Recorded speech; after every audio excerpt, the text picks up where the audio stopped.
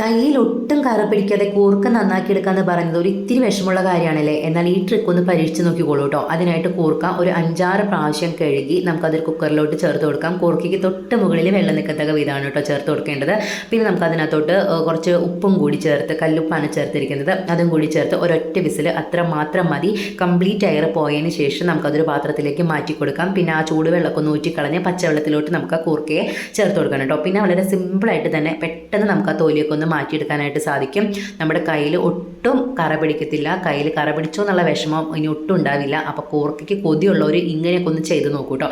അങ്ങനെ ഞാൻ എല്ലാ കൂർക്കയുടെ തൊലിയും കളഞ്ഞെടുത്തിട്ടുണ്ട്. പിന്നെ കുറച്ച് കൊച്ചുള്ളിയും കുറച്ച് വെളുത്തുള്ളിയും കൂടി ചേർത്ത് നല്ല പോലെ ഒന്ന് ചതച്ചെടുത്തിട്ടുണ്ട്. പിന്നെ നമുക്ക് ചട്ടി ചൂടാകുമ്പോൾ അതിനകത്തോട്ട് കുറച്ചധികം വെളിച്ചെണ്ണ ഒഴിച്ച് ചതച്ച് വെച്ചിരിക്കുന്ന ഉള്ളിയും പിന്നെ കുറച്ച് കറിവേപ്പിലയും കൂടി ചേർത്ത് നല്ല പോലെ ഒന്ന് വഴറ്റി കൊടുക്കണം.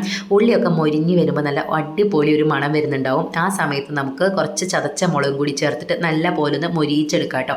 കരിഞ്ഞു പോകാതെ വേണം. അങ്ങനെ നല്ല പോലെ ഒന്ന് മൊരിഞ്ഞ് വരുമ്പോൾ നമുക്ക് അതിനകത്തോട്ട് ആ കൂർക്കയും കൂടി ചേർത്തിട്ട് എല്ലാം കൂടെ ലോ ഫ്ലെയിമിൽ ഒന്ന് 2 മിനിറ്റ് ഒന്ന് മിക്സ് ചെയ്തെടുത്താൽ നല്ല അടിപൊളി ഒരു കൂർക്കുപ്പേരി തയ്യാറായിട്ടുണ്ട് കേട്ടോ. സൂപ്പർ ടേസ്റ്റാണ്. കയ്യിൽ കറ പിടിക്കാതെ അടിപൊളിയായിട്ടൊരു കൂർക്കുപ്പേരി അങ്ങനെ തയ്യാറാക്കിയിട്ടുണ്ട്. ചോറിനൊപ്പം എന്തിനാ കുറേ അധികം കറികൾ, ഈ ഒരൊറ്റ കൂർക്കുപ്പേരി മാത്രം മതി കേട്ടോ ഒരുപാട് ചോറിനാനായിട്ട്. അപ്പം അത്രയേ ഉള്ളൂ കേട്ടോ.